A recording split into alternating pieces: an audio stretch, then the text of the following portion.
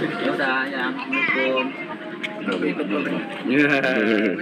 Mati pas mau Gak siap belum? Oh iya. Tak fotoin. Udah foto sama Pak Andi. siap. Selamat datang ya Pak Andi ya. Selalu. Nggih. Amin. Ya. Permisi ya. Ya, permisi, Bang. Mari. Iya, Pak. Iya.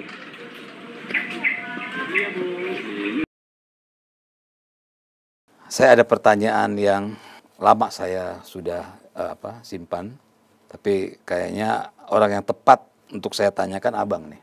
Ya. Bagaimana menurut abang ya? Saya tuh melihat kok agak miris orang-orang yang selama hampir 10 tahun bersama Pak Jokowi.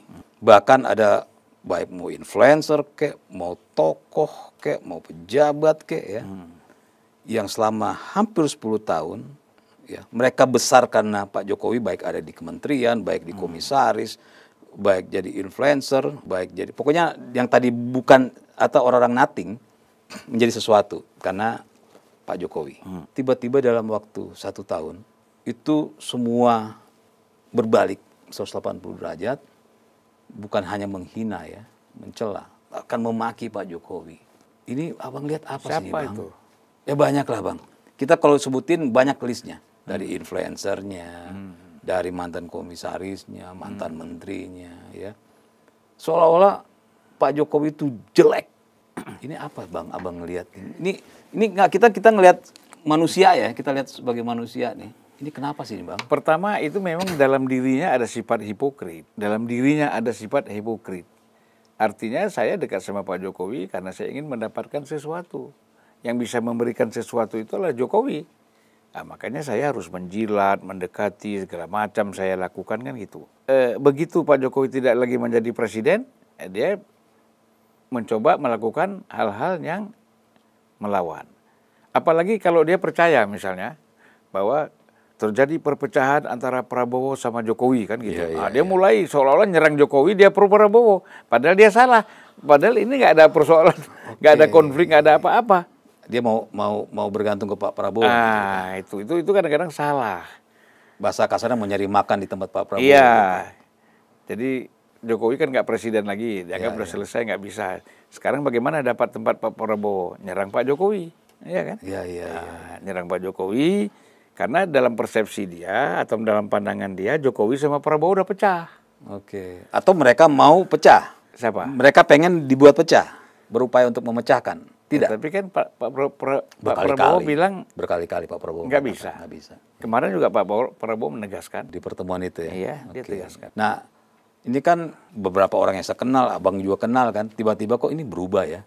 Ya tadinya sebuah kebijakan Pak Jokowi, mereka bela mati-matian, sekarang kebijakan yang sama mereka maki gitu kan. Ya itu kutu loncat. Aduh. Ya kan kalau kutu loncat gimana? Sebentar di bantal, sebentar di kasur, sebentar di baju kita dia. Nah, kutu loncat. Banyak manusia seperti itu sekarang. Iya kan? Iya Bang, saya agak miris juga ngelihat begituan. Ya nggak usah miris lah, biasalah orang-orang seperti itu banyak di sekitar.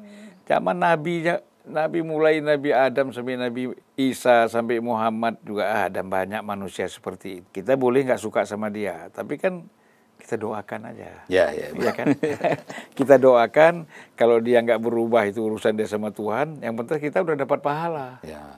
Betul nggak? Betul.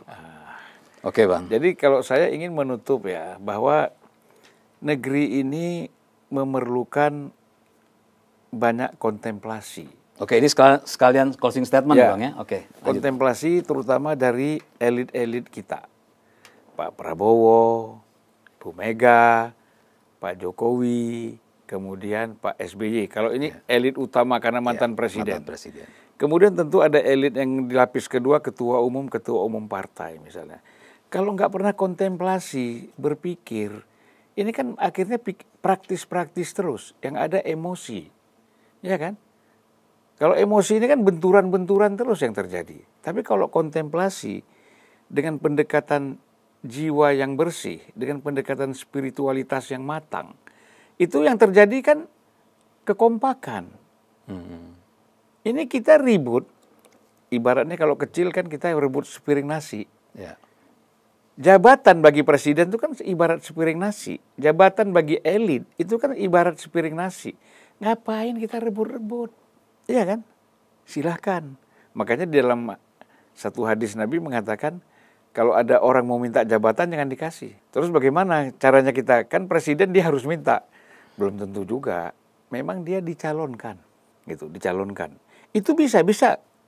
Terbukti bisa. Karena dari bawah memang ingin mencalonkan dia. Beliau. Ya kan, bukan dia minta. Nah, itu bisa. Ya kita lihat proses lah. Misalnya senang nggak senang, Ibu Mega itu menjadi presiden kan memang situasi yang memang memerlukan dia ketika menghadapi Orde Baru. Walaupun kemudian dipotong oleh Gus Dur kan, status 1,5 tahun gitu loh. Dalam proses selanjutnya, SBY kan mati-matian secara ambisius kepengen jadi presiden. Ya kan? Nah kalau Jokowi gimana? Memang yang diminta. Dari siapa awal yang minta? Ya Pak Prabowo. Lewat Hasim minta jadi gubernur. Kemudian ya tentu setelah itu disurvei, partai-partai politik menginginkan dia jadi. Gubernur saat itu. Iya gubernur misalnya. Nah jadi kalau kita lihat memang ambisi itu oke. Tapi kalau udah terlalu ambisius ini bisa bunuh orang nih. Kembali lagi. Pendekatan spiritual ini penting bagi masing-masing elit ini dengan jalan kontemplasi. Karena itu kalau Tuhan itu mengatakan 1 hari 5 menit saja kau merenung. Memikirkan siapa yang menciptakan dunia ini, langit, laut, ya kan? Yang kita nikmati ini semua kita kontemplasi. Pasti kita bisa menjadi orang yang merasa kecil dan merendah. Siapa aku? Apa yang udah aku ciptakan? Yang ada aku bikin kerusakan. Nah gitu. Nah jadi ini memang satu hal yang memang harus melalui proses ya. Makanya saya dulu mendirikan namanya Aliansi Tasawuf Independen. Aliansi Tasawuf Independen itu artinya aliran tasawuf yang tidak bergantung kepada aliran-aliran yang sudah ada. Yang ada mazhab-mazhabnya. Gitu. Kita independen. Mandiri. Nah, jadi bagaimana? Urusannya kau membangun tasawuf kamu berhubungan dengan Tuhan kamu sendiri. Tetapi tasawuf kita yang saya maksud ini bukan tasawuf yang alinasi. Seolah-olah kalau kau dekat sama Tuhan, kau nggak ngurus rakyat. Justru semakin kau dekat sama Tuhan, kau semakin revolusioner. Kan harusnya semakin orang tuh dekat sama Tuhan, semakin revolusioner. Bukan semakin alinasi, menyepi sendiri terus sur, kata Tuhan. Apa pula ini, bukan itu tugas kau. Makanya kalau kita bicara sedikit, misalnya falsafah sholat itu, kita kan takbir. Waktu takbir kita naik ke atas kan, mi'raj kita. Kenapa diakhiri oleh salam? Assalamualaikum warahmatullahi wabarakatuh. Kau balik ke rakyat. Setelah atas, balik. Bantu rakyat yang tertindas, yang miskin, yang melarat, yang apa, kau bantu. Dalam. Ya kan? Nah, disitulah ada kalimat amal ma'ruf nahi mungkar. Gitu loh. Tapi kan ada metode. Jangan mentang-mentang baca amal ma'ruf nahi mungkar besok terus semua orang mau dibunuh ini. Nggak benar. Ada metodenya, ada alasannya, ada syaratnya, ada macam-macam. Ya kan? Jadi belajar agama ini kan harus komprehensif sebenarnya. Nggak bisa lewat televisi mendengarkan ustadz-ustadz ngomong aja. Harus baca buku, baca kitab dan lain-lain. Oke?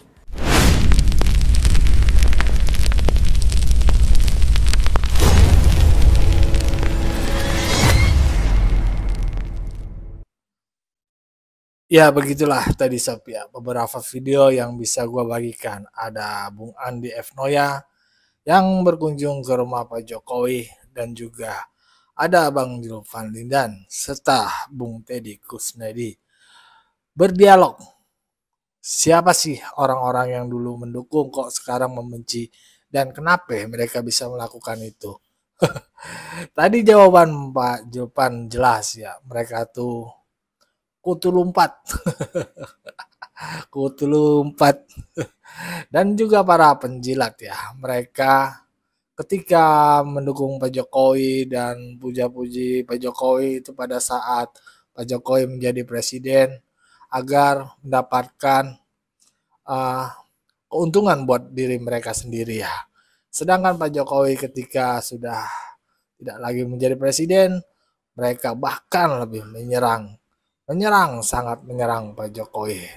Maka itu tadi disebut Bang Zulpan, bahwasanya mereka itu kutu loncat dan punya kepentingan, penjilat lah bahasanya. Tapi ya sebenarnya ya, itu yang ngedukung Pak Jokowi dulu jadi presiden, ketika tidak mendukung, ketika Pak Jokowi tidak jadi presiden, sebenarnya kita ya artinya biasa-biasa aja sih. Kritik-kritik ya boleh, tapi apa yang dikritik? Gue juga bingung lah ya. Sekarang kan presidennya Prabowo Subianto dan juga Wapres Gibran ya. Harusnya yang lebih dikritik itu mereka yang berkuasa sekarang, bukan yang sudah tidak berkuasa. Begitu menurut gua. Ya. Dan juga ya memang sungguh aneh serangannya ke Pak Jokowi. Dari isu mangsukan Pak Gibran, isu ijazah Pak Jokowi, isu ijazah Gibran dan lain-lain. Dan itu kan sebenarnya serangan yang bersifat pribadi ya, bukan kebijakan. Seharusnya yang diserang itu kebijakannya. Mungkin karena Pak Jokowi saat menjadi presiden itu kebijakannya banyak yang bagus, jadi susah nyerangnya. Mungkin. Nah sekarang serangan-serangannya dicari-cari aja lah sama mereka para pembenci. Dan bahkan dulu mereka itu muji-muji Jokowi juga. Tapi ada juga sih yang musuh kekalnya Pak Jokowi. Bagaimana menurut pandangan sobat-sobat terkait pandangan Bang Zulpan dan kedatangan Andi F. Noya ke kediaman Pak Jokowi? Berikan pandangannya di kolom komentar. Wassalamualaikum warahmatullahi wabarakatuh.